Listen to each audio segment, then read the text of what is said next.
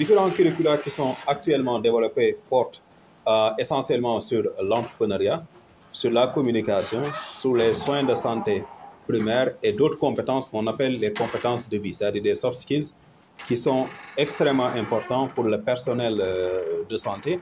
Et on ambitionne de poursuivre avec des formations, que ce soit sur le DHS, la gestion de stock au milieu universitaire, et qui seront suivis de contenu sur l'entrepreneuriat avec à la clé des financements destinés aux différents projets. Donc l'atelier d'aujourd'hui, c'est un atelier important, en tout cas pour ce qui est du ministère de la Santé et surtout pour l'aspect formation des ressources humaines.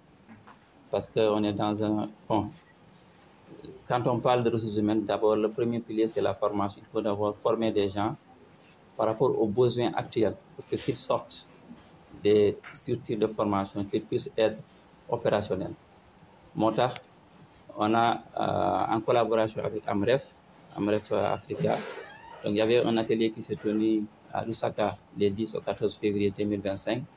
Cet atelier a permis de valider des curricula au niveau africain.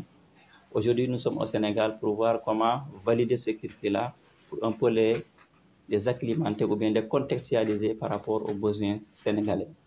C'est pourquoi on a invité aussi l'ensemble des parties prenantes de l'écosystème de la formation au niveau du Sénégal, que ce soit les universités, que ce soit les écoles de formation privées et les ministères, pour qu'ensemble on discute sur ces curricula qui ont été validés à Lusaka, comment les intégrer dans nos systèmes, pour qu'aujourd'hui, nos jeunes qui sont dans les écoles de formation, dans les universités, s'ils sortent, qu'ils puissent accéder à un emploi, sinon aussi qu'ils puissent créer des structures créateurs d'emplois au niveau du secteur de la santé, dans une optique un peu de renforcer la résilience du système de santé au Sénégal.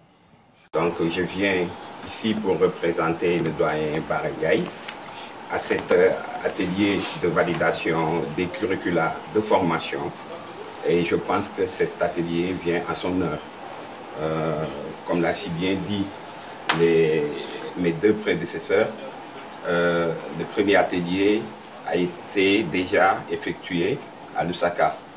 Et il s'agit ici de valider ces curricula de formation au niveau du Sénégal. Donc la faculté de médecine, de pharmacie et d'odontologie, un partenaire de Amref et de Mastercard, vient participer à cet atelier et vient accompagner des différents disons, spécialistes qui, en tout cas, qui sont présents ici à cet atelier pour améliorer ces offres de formation, mais surtout ces offres de formation en soins de santé primaire.